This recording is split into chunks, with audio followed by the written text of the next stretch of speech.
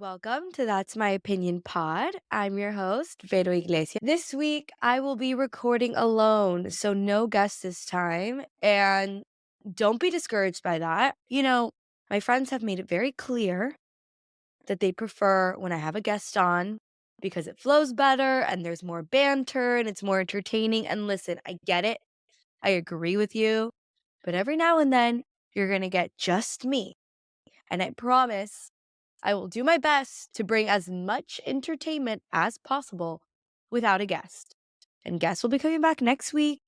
So relax. I promise this will be a fun episode. So the way it's going to roll is we're going to start with that Salt Lake City part 3. I'm going to give you my honest opinions, talk about what other people are saying, and then we're going to get into Beverly Hills. The trip seems like it's starting off in a very interesting place. And they really left us on a bit of a cliffhanger there with Crystal's medical issue. So we'll get into that. We're going to move on then to Miami, which delivered another great episode in Mexico. I love it when the women are on trips. It's reunion and trips are my favorite things. I am probably not alone in that sentiment. Then we will end with Potomac before we move on to the below deck finale. All right, let's get into it.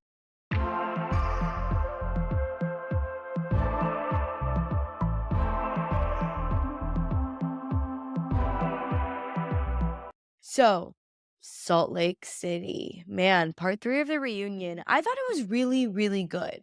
I was surprised at the way Monica approached it. It kind of fell flat. It really, to me, she could have come into this reunion and changed everyone's mind, you know? And I don't think she did. I really don't think she did.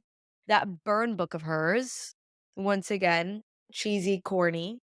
And then I saw she went on Instagram and was saying, yeah, people are saying it's fell flat because they didn't see half the shit I said about the women in the burn book, like some of the receipts she had. But the first half of the burn book was like just a copying of Mean Girls, and that was corny and weird. And also, like, just give us the receipts. Like, you shouldn't have to bring out this big book and do this whole theatrics. We would have rather seen you just verbalize the receipts and come for whoever you're saying you came for. It was just not that great. And I understand the women being like, listen, we're at a crossroads here. We're not willing to film with her. Now, we obviously, before the reunion came out, got the big news that Monica will not be returning for the next season. Now, big emphasis to put on she will not be returning next season because it seems like Bravo isn't fully willing to say she's never coming back. They might put her on a bit of a pause. They might give her a bit of breathing and give the other women, particularly probably more so, a bit of breathing space. And we'll see if she comes back in a few seasons. I think that would be pretty fucking iconic when it does happen.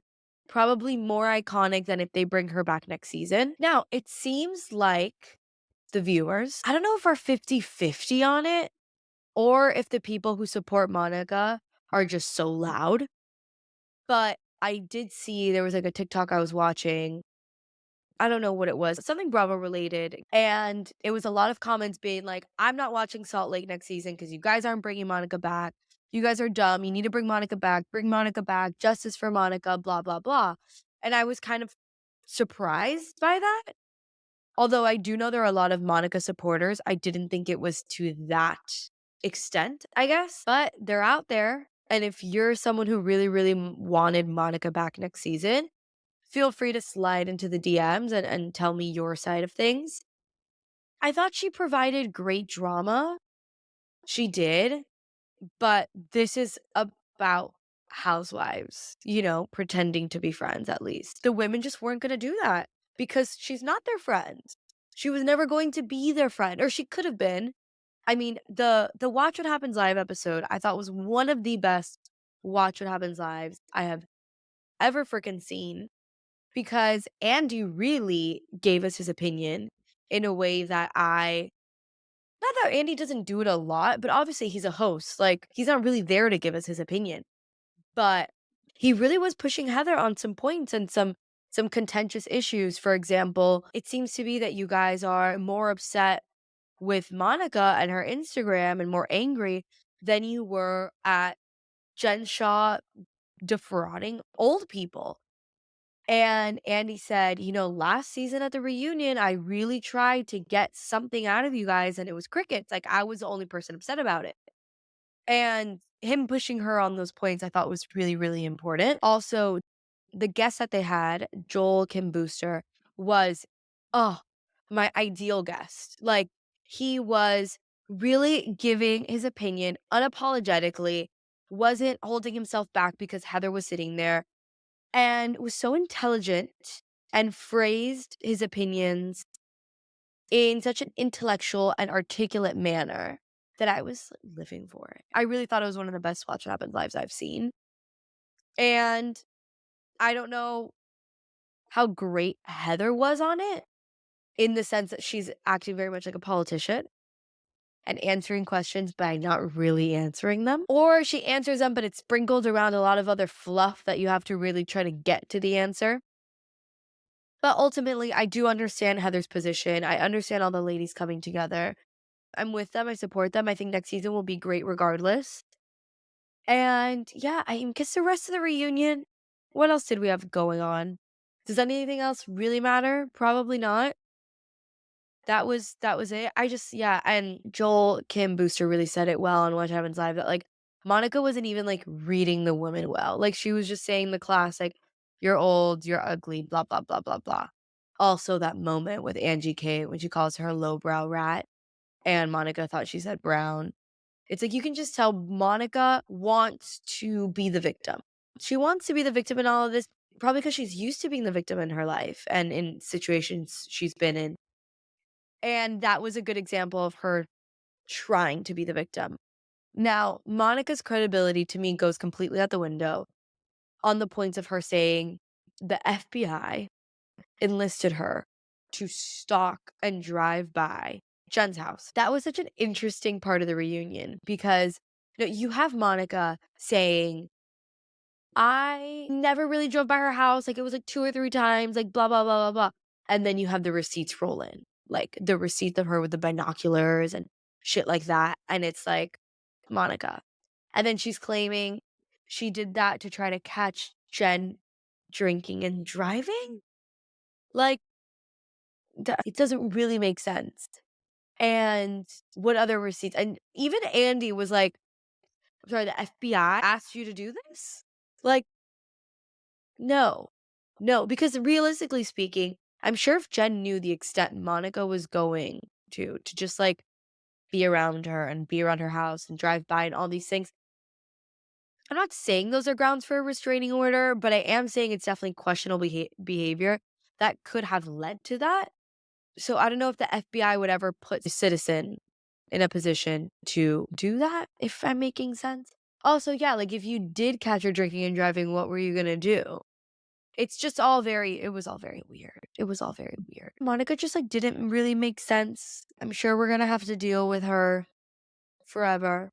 And it would be interesting to see her on a show like Traitors and House of Villains and things like that. So, we'll see if she continues to thrive on TV. I've always said it that I think she's great TV, I just don't think she's a great housewife.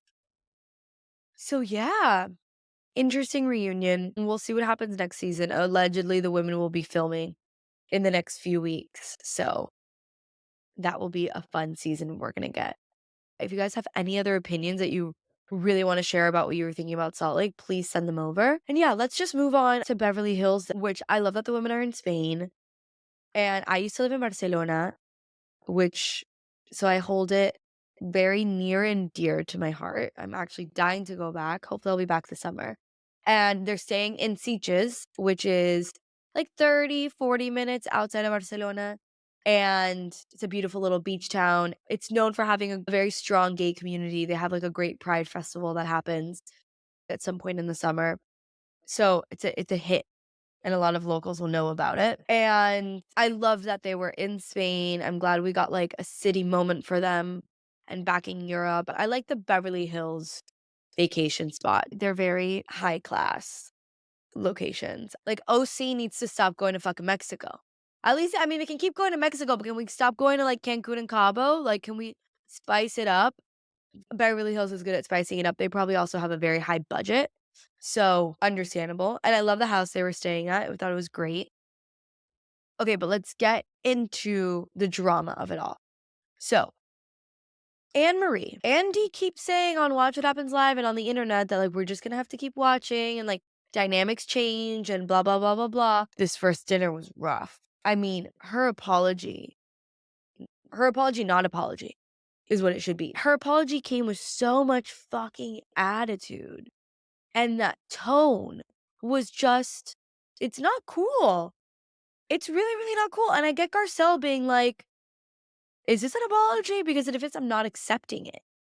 Because it was just so, like, she's just so defensive and she doesn't know how to come at things. Anne Marie says the right things, but the way she says it is everything. And my mom always says, it's not what you say, it's how you say it.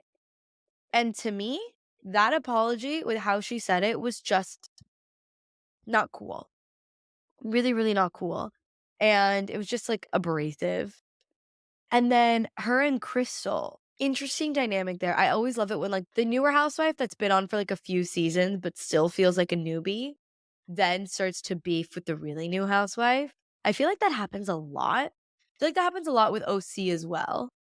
And I'm sure there's like a ton of examples I could be giving right now, but it's not entirely surprising. And yeah, Kyle said it. Anne Marie triggers Crystal. Like it just triggers her.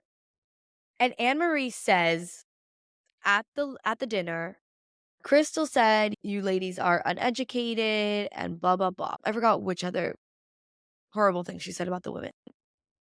Now, the women don't look too surprised because as they said in their confessionals, we know Crystal is capable of saying these type of things. It's not nothing she said before. Now, Anne Marie says, I am not a liar. I wouldn't just make this up. But we've seen in other episodes, Anne Marie completely twists information. So it's not that she lies and make things up out of the blue, but she twists them. Like she told Crystal, you're the one that brought up the eating disorder. When we saw Anne Marie was the one who speculated about the eating disorder. So I personally don't think Anne Marie's credibility is there for me to believe her. Now, I do think the truth is somewhere in the middle. I do think Crystal probably made a very sneaky, sly dig at the group of women. I do think Crystal thinks she's better than them. And I think Anne Marie is taking that information and probably using her own words and probably exaggerating the way she said it. So Anne Marie is presenting it like Crystal literally said this word for word. When I think Anne Marie should approach it by saying, Crystal and I had this conversation, and essentially what she was insinuating by some of the words she used was that you women are uneducated, blah, blah, blah, and she called herself a socialite. I don't know. I don't know, but I do love seeing Crystal get activated. It will be interesting the next episode when Crystal will have to kind of get over her issues with Anne Marie and respect Anne Marie as a medical professional when she has this whole like illness thing. I mean, we'll see what happens. I'm sure Crystal's fine, but that's an interesting dynamic that will be at play. The women just don't like each other, and I don't think they're ever going to like each other. I mean, I guess maybe I'm being a little bit too determinative there because, I mean, look at where Sutton and Crystal have gotten. And as they showed with the playbacks, like they started out pretty fucking rough too. I did love the moment where Sutton came into Crystal's room and knocked and said, can I come in? Like really made it a point. Not in a shady way, I didn't think, but I noticed that definitely. I wonder how much longer Crystal's going to last as a housewife. I find her whatever. I don't think if she left, I would notice or care that much. But I also don't mind her still being there, I guess, if that makes any sense. She definitely stirs the pot and sometimes in a very obnoxious way. And I don't always like the way she handled conflict. But we're definitely seeing a new side to her. And then we have the whole Dorit issue of calling Crystal a child bride. Now, I don't think that really sat well with anyone watching, or at least anyone with any sense of wokeness to them, because it's just so fucking problematic. I mean, number one, Crystal was 24. So it's not like she was 20, 19. She had her degree. She has a very successful business.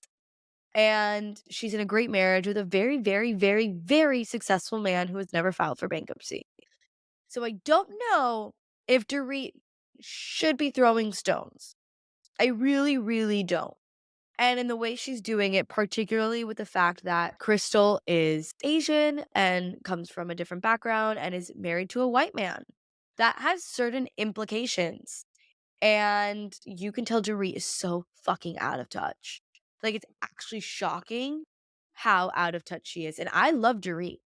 So this is not to be hating on Dorit as a person necessarily, but damn, that girl needs to like find a class or a tutor to teach her about being a little bit more aware of what the fuck comes out of your mouth when you're reading other people, you know? Like, that wasn't shade, that was made you actually look pretty fucking dumb. And this is what, the second or third time she's done this season? Is not looking good, Dorit. You gotta fucking reel it in, my friend. So, and I love that Crystal really clapped back on Instagram. Like, she really came for Dorit and PK, and I think it was totally deserved, quite honestly. I think Dorit needed to be put in her place a little bit by Crystal. So I'm happy to see Crystal doing that. And then we have Erica Jane and the earrings.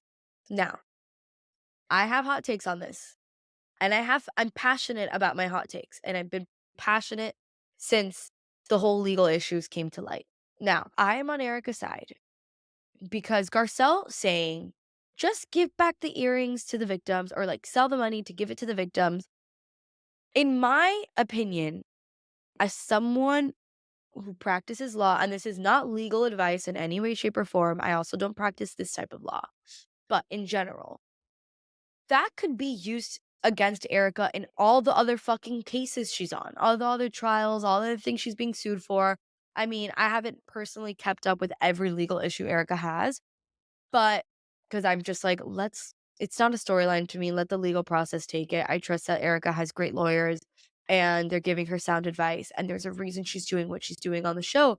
And there's a reason she's having this narrative. Now, I can see a situation in which Erica takes on the perspective that Garcelle and the other ladies want her to take, which is by saying, I actually don't care whether they can legally prove whether or not these earrings were bought with client money or not, because I feel bad for the victim, so I'm going to do this. Now, when you give that legal battle up, it could be used to conclude that you think there's a chance they were bought with client money. Because why can't she sell all the other expensive things she has? Leave the earrings alone and maybe sell something else and give that to the victims. If I was a lawyer on the other side, I would be like, she probably knows she can't win this. And she'd rather be in the court of public opinion than fight this legally because she doesn't think she has a strong case. And that might be because she feels a little guilty.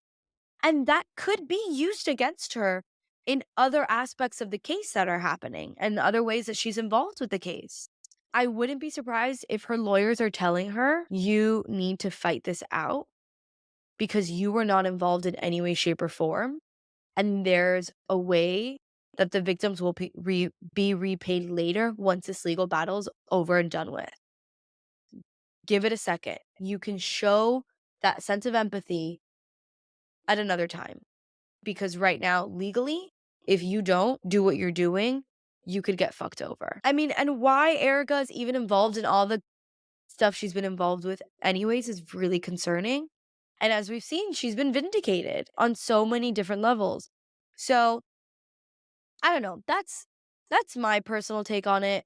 I know that's a hot take. I've seen there is an Instagram, Bravo Dockets or something, who are two lawyers and in the States, because I'm legally trained in the UK, so there could be differences with that.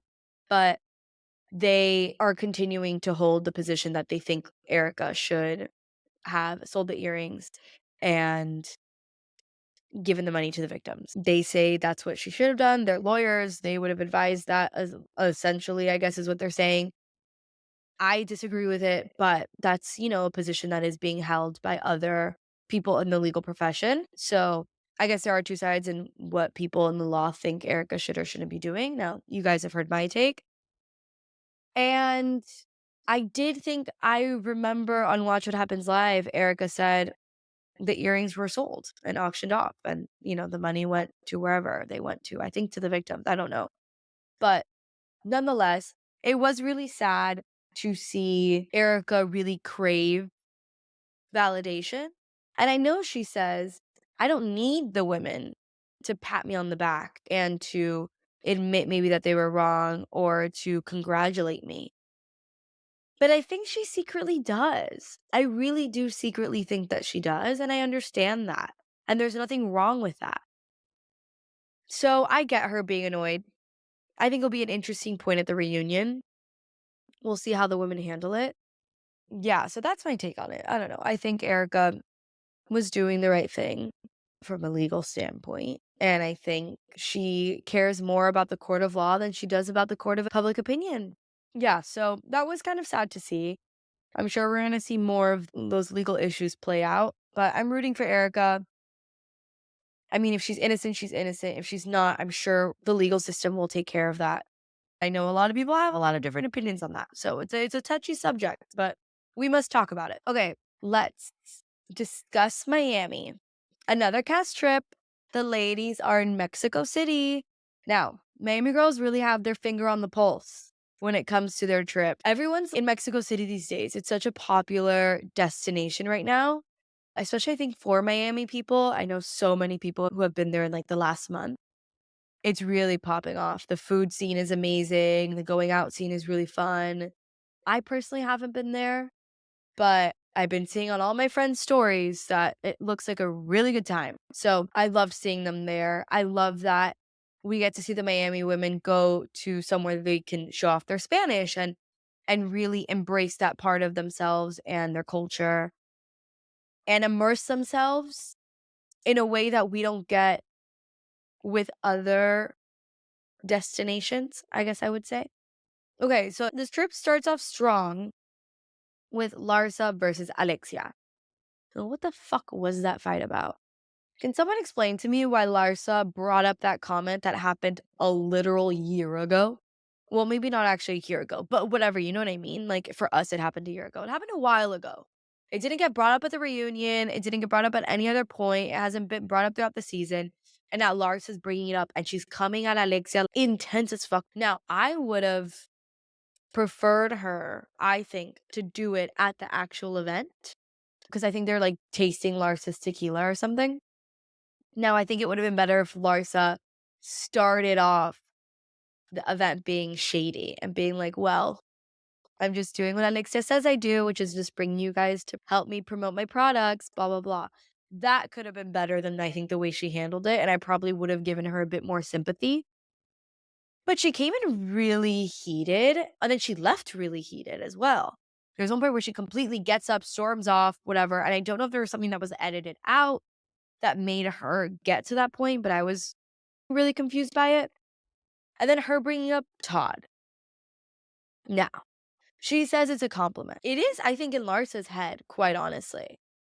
I think because the way Larsa views men, particularly in romantic relationships and what men can do for you, and I think she really has her priorities in a different place that she's needed men financially, which by the way, there's nothing wrong with that. But she has been dependent on men financially and throughout her entire adult life. I mean, she started dating Scotty at a super, super young age. And when you're a basketball wife, you and your mom, you really dedicate your life to that person. And so it's hard to have your own income and things like that. So very much not hating on that. But I think with being single, she's always wanted a man who can keep up the lifestyle that she once had.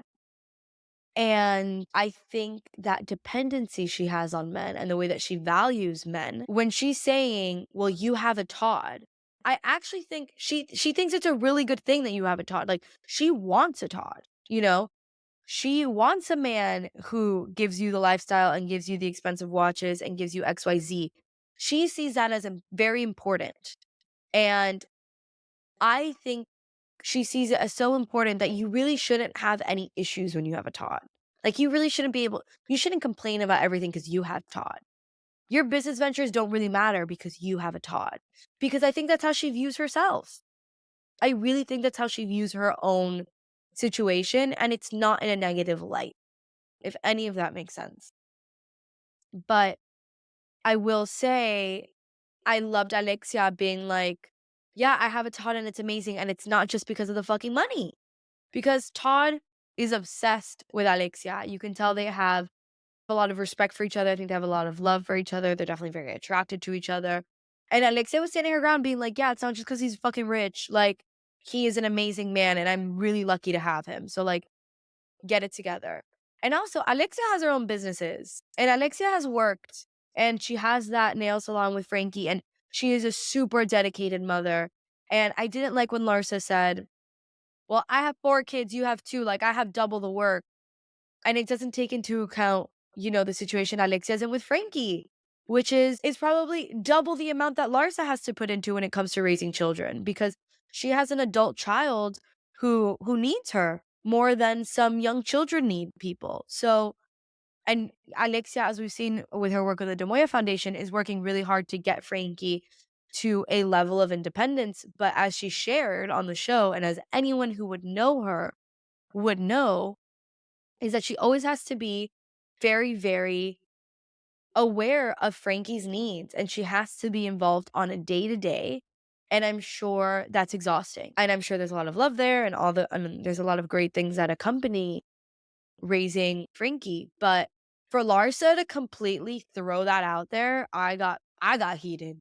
I got fucking heated. So for Larsa to act like having 4 kids who also live in LA is more than Alexia having 2 boys is just like really fucking pissed me off. Now, the interesting debate, who would win in a fight? Alexia or Larsa? Now, the women kind of went 50-50 on it. I did a poll on it and I got a lot of votes for Alexia. There was, so 62% voted for Alexia, saying she would win in the fight. 15% said Larsa, and 23% said not sure, it's a close call. So I think I'm on the not sure it's a close call because those women fight dirty. Like, I wouldn't want to fuck with either of them, quite honestly.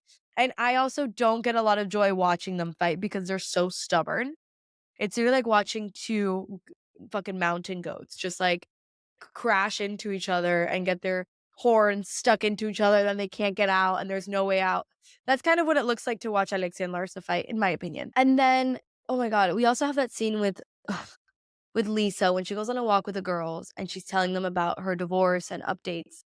That gave me so much anxiety as someone who practices family law because, just literally just thinking about it, my heart just like started to race. If I was Lisa's divorce lawyer, I would be having a fucking heart attack, okay? That woman would be driving me to motherfucking drink.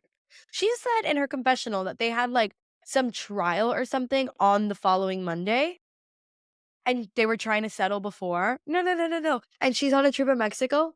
Oh my God, I'd be vomiting. And when she's like, my lawyer is yelling at me to just sign the fucking agreement, but I think I could get Lenny to a better point. Girl, and it happens a lot that our clients think they know better than us when it comes to what settlement they're able to get. Now, if you're getting to trial on Monday and you haven't gotten that settlement yet, you're not going to get it. You might as well get what is being proposed. And that's not legal advice, okay? I'm just saying, usually, you're not going to get the one-on-one settlement so close to trial. You're going to get it through your lawyers and through each other. But you thinking you could bypass the lawyers to have a one-on-one conversation with Lenny because you think he'll finally cave, you're wrong.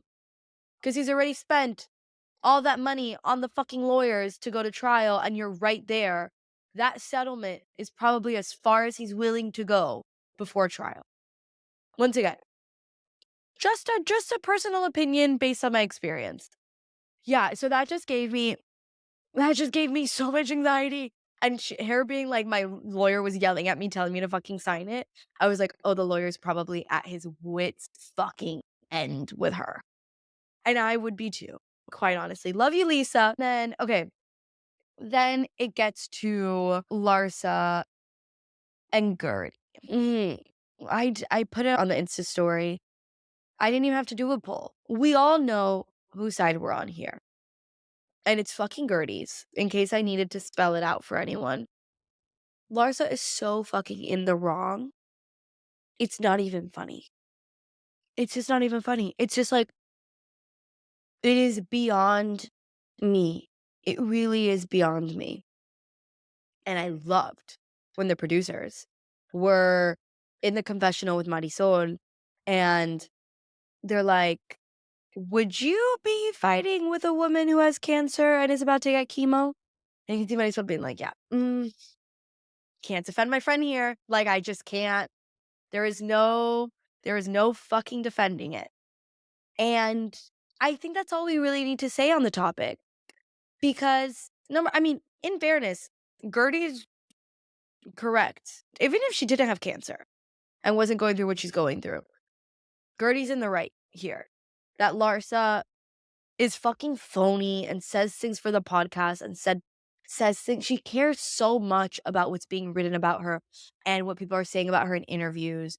And it's just fucking corny to me, quite honestly. And Gertie's like, what the fuck? You're going in interviews saying this shit about me when now you were acting cool with me today? Like, which one fucking is it? And it's so fucking fake and phony to me. And I think I need a break from Larsa. I really do genuinely think I need a break from her because I can't handle it. I also died when Gertie was like, you're physically the fakest one here. And Larsa was like, you're physically fake. Look at you. And we're all like, are we looking at the same BBL? The same nose? And the same lips? Like, we all know what you look like at the first seasons, girl. And I'm not trying to hate on what she looks like. I don't care that she has plastic surgery. I don't care. As long as that woman thinks she looks good and feels beautiful, I don't give a fuck. Even if the surgery, in my opinion, I don't know if it looks bad or good. I don't really care. Whatever way it looks, it's not for me to talk about. The part that is for me to talk about is you claiming you're not physically fake and that the other person is physically faker than you. Now, let's reel it in there, you know? And then Larsa has the balls to play victim and be like, the women have just been beating me up all day and I just can't take it. Yeah, Larsa. Imagine that. Imagine that, but imagine you also had to go into fucking chemotherapy in 3 weeks. Imagine that, but imagine you had to fucking go under the knife twice to get cancer out of your fucking body when you have 2 young children. Imagine then also getting beat up by drama, you know? Imagine. Just for a little second. You're playing victim now. Gertie is playing less of the victim and is going through so much more that you can see how strong she is. I mean, truly, genuinely. I'm not even just saying that. Like, it's just a fucking fact at this point. And then we see the preview next week. They go visit La Virgen de Guadalupe and they go to the church and it seems so emotional and I'm sure I'm going to be fucking sobbing.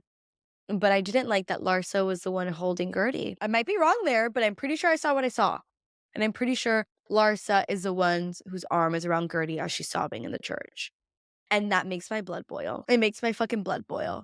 Because you have been the least fucking supportive of anyone in the whole wide world. And you're not going to be holding her now that she cries. Like, fuck you. And I know I'm getting really passionate about it, but it's because this is how I feel. This is how I fucking feel, okay? This is my opinion. I'm heated about it. Okay, so that's Miami. I don't think there was really anything else except that really funny moment when Marisol is like having a heat stroke and Adriana's fanning her off and then Julia's helping her. I mean, it's a great moment to show how the women in Miami are really able to put their housewives hats off and put their mojitos down when someone's in a bad moment. Like, they really are capable of doing it. I mean, Marisol's confessional was hilarious of, like, "The women who hate me most are the ones who are helping me." But they do it with such grace, and they do it effortlessly, and I always love to see it versus I feel like you see on Beverly Hills, you can feel the tension when Crystal's like, "I really don't want Anne-Marie to tell me anything right now." And you can see Anne-Marie being like, "I really don't wanna get involved medically right now." We'll see how it actually plays out in the episode. Maybe that switches, and maybe that's just editing trying to play up the tension. But versus Adriana's there fanning Marisol sin pena, like, without giving a fuck, and Julia's there on the ground being like, "Here, have a little bit of this," and no one's being weird about it. They're just helping each other because they're fucking women with empathy and compassion. Sometimes, you know? I think for Miami most of the time minus Larsa. But, yeah, so I always love those type of moments. Okay, then let's move on to Potomac. Okay, that Mother's Day brunch I thought was beautiful. I really loved the event. It was aesthetically pleasing. I'm a big fan of Candace. I'm a big, big fan of hers. And I mean, I know a lot of people kind of hate on her and aren't on her side with the Robin stuff, particularly at the brunch that happens after the big brunch, which I'll get into in a second. But I thought Candace put on a beautiful event. I thought the way she handled herself was beautiful. I love that she did extend an invite to Robin. I thought that was the classy thing to do, especially for an event that goes beyond just, the drama. I get why she didn't invite Giselle, but, like, that is a problem, I think, with Potomac that could have happened with Salt Lake. It's like when you have women who don't wanna film together, you get issues within the group and big filming events, and I don't think that's great for the show, and something needs to be done there, but I also don't think Potomac is willing to lose either Candace or Giselle, so that's kind of tough. We'll see what happens there. But yeah, I thought the brunch was beautiful. The Wendy and Nneka stuff, I mean, I wasn't expecting Wendy and her mother to go to this brunch with Nneka, nor would I have enjoyed it, quite honestly. Not for me. I didn't really wanna watch that, so I'm glad Wendy sat this one out. And then we have Charisse really stirring the pot, asking the questions that need to be asked. And Ashley, I always thought was really funny that Instagram of hers posting about the women. I think Candace talking about, was it Robin and Giselle in Miami or something like that? And people are like, that's so shady. And it is pretty shady, but also like that was all filmed. Like they were at a filmed event. So like I don't know why we didn't see that footage. But I didn't think it was, like, the shadiest thing. I mean, it was pretty shady, but I didn't think it was that bad. And then the big part of the episode was Robin sitting down with Candace. Now, I saw online, and maybe it's just because one of the accounts I follow, I'm not sure which one it is it's a big one of the big Bravo ones. Maybe Queens of Bravo, I don't know. They are obviously very pro Robin rather than pro Candace. So I think maybe that's why I'm just kind of seeing that perspective. But my personal opinion is that I kind of am 50-50. Like, I didn't think Candace fully lacked taking accountability that the way that people on the internet are saying. I just think neither of them are really hearing each other. And neither of them are really taking accountability because they're defensive. So whatever the other person's saying, although they might be hearing it to kind of come up with a response, they're not listening with their heart, with their guard down. I don't think either of them are. Some people are saying Robin did and Robin was willing. I didn't feel that personally, but we'll see what happens there. I think it's sad to see a relationship take that turn. And I think Candace needs more time than I think she's willing to admit because Candace seems very steadfast in this idea that Robin had something to do with the rumors that Giselle was saying. And she said, birds of a feather flock together, blah, blah, blah. And I think it's because Candace is still feeling the raw emotions of everything that happened with Giselle. I don't know where I stand whether Robin was involved or not, but I also understand Robin being like, well, if you think that of me, then why are we even trying to be friends with me? You know? Like why? Why would you even want a relationship with someone who would do that to you? And once again, I get Robin saying that. That's a very fair fucking point. But I don't know. We'll see. I think the reunion will probably be the best place to see if we get any sense of clarity with those two. I think it would be nice to see a relationship with them. I don't like it being Robin and Giselle versus other women. Like, I like when there is some dynamic to it, that it's like Robin and Giselle can be best friends and Giselle and Candace can be enemies, but that doesn't mean Robin and Candace can't be friends. Like, I like when we see that in the Housewives. So I think we're really going to have to stay tuned with that one. And yeah, those are my thoughts on Potomac. Now let's get into the below deck fucking finale. Wow. What the last 20 minutes of that episode were fucking everything to me. I was like this. I was literally at the edge of I was at the edge of my seat the entire time, and I was so thoroughly entertained.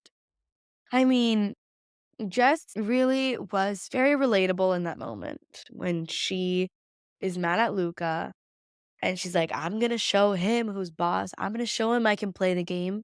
And then just ends up getting really fucked up and kind of making an ass of herself. Not to hate, we've all been there. I'm not hating. I'm just, calling it how it is. And I love that Laura was able to be like, girl, you think you're playing the game and you're not. Like, Laura is the type of friend that I am. And I think the type of friend that we all need, which is someone who's going to tell you you look like an idiot when you're looking like a fucking idiot. Like when they all went back to the boat after the night out, she was looking at Jess like, you are 26 years old and you are still doing this? Like, get it together. I get that. I'm like that. And I think that's what Jess needed to hear. And I'm glad someone was able to really take a stance on what they thought about the situation without fully getting involved. Like, she didn't stop Jess from doing anything, but she did try to knock some sense into her. As we saw, it did not work. It landed on deaf ears. I love Luca. He's a troublemaker and he's a fuckboy and he's a player and he's a Scorpio, but he owns it. I mean, at the end of the night, I wasn't fully a fan of him still trying to take her to bed, but like, she was more than willing to go. So Jess starts getting really fucked up. She doesn't even know that Natalia is going to show up yet. She gets really fucked up at the dinner. And then they get to the club and Natalia walks right in. And it's exactly what I needed. Because I, from the beginning of the season, was like, I need Luca and Natalia to hook up and I need them to hook up now. Like, these two are like such a good match. They have such fun chemistry. Like, I want to see that. And so the fact that she walked in and really peed on her territory was thoroughly entertaining for me. And then you see Jess spiral and go up to those two random guys and make out, I'm pretty sure, with both of them. And they were not even that cute. That was a moment. That was definitely a moment. Once again, I'm sure a lot of girls out there have been there. So this is not coming from a place of judgment. It really isn't. But man, it was definitely tough to watch. And then she's like grinding on Laura and like trying to be sexy and trying to show off. And Laura's like, girl, what are you doing? What are you doing? And then Natalia and Luca make out. And then Natalia's like, I'm not going to go back to the boat, but like, see you tomorrow. Although Jess made a lot of mistakes that night, at least she didn't go to con with him. We can give her some, round of applause there. And then the Max of it all. So Max is hooking up with Lily, which Lily was a fucking mess, girl. I mean, once again, no judgment, but damn, with her like full nipples out and everything, falling to the ground, like. And Max was saying Luca is disrespecting Jess by hooking up with Natalia in front of Jess. And then he says, Lily, I'm going to hook up with Jess in front of you to get Luca back. It's like, Max, hello? Is anything up there? Because that's what someone would call hypocritical. Slightly hypocritical. Because that's not how it works. You're literally doing to Lily what Luca was doing to Jess. I mean, not to the same extent. Luca was definitely a bit more slimy about it. And Max, asked for permission. But you're still making out with another girl in front of the girl that you've been hooking up with all night. So, there really isn't that much of a fucking difference. You're still, exchanging salivas. So that really didn't make a lot of sense to me. I would like to hear what Luca thought about that. And then, oh my God, when Lily falls and the next day her legs were broken, I would really like to know what injury ended up happening because she got done dirty by that. And then she was, like, on the floor by herself, and Max isn't paying any attention to her. Oh my god, I'd be so fucking mortified. And then we have Kyle with the theatrics. I don't really even wanna talk about Kyle that much because I'm just kind of such a hater that I'm trying to proceed with caution in the way that I speak about him. But I had to fast forward through him crying at the bar, and he's like, "The devil is coming, the devil, she's the devil, blah, blah, blah." And then she gets to the bar and he's like, "I hope you really sincerely take my apology." And it's really fucking confusing. Really, really confusing to watch as a viewer, and it shows that, like, Kyle, I don't know if he's intentionally fake or he just really doesn't know who he is, but it's not entertaining. And then at the end of the episode when he's, like, crying with Captain Sandy, like, you can tell he's not in a good place, but, like, I don't know. It was just I don't wanna be a dick, but I really had to fast forward through that. Overall, I thought the season was amazing. I really did think it was good. Some people said it didn't really give anything. I thought it gave. We could have had probably a little bit more, but, like, we got crew romance, we got crew drama, we got people getting kicked off the boat, we got an inexperienced Stu, we got a great deck team who got along and had a lot of fun with each other. We had fun charter guests. Like, I didn't really know what else people really wanted, but I thought the season was great. I thought they all handled themselves really well, and I was excited to see the way it ended with Natalia coming back. I thought that was pretty fucking iconic. So overall, Bravo is giving it to us. Next week we have Vanderpump Rules. I'm so excited. Then we're gonna get Summer House, which is gonna be amazing. So yeah, thank you for joining me on this week's episode of That's My Opinion Pod. Get involved in the Instagram, on the polls. We want you guys to comment. We want you to DM us. We want to hear your opinions on everything. It really does make the podcast more exciting and fun. And, I want everyone to feel represented and their views to be represented when they're listening. So the only way I can do that is by you guys sharing your opinions with me. So yeah. Anyways, thank you for joining me, and I will see you guys next week.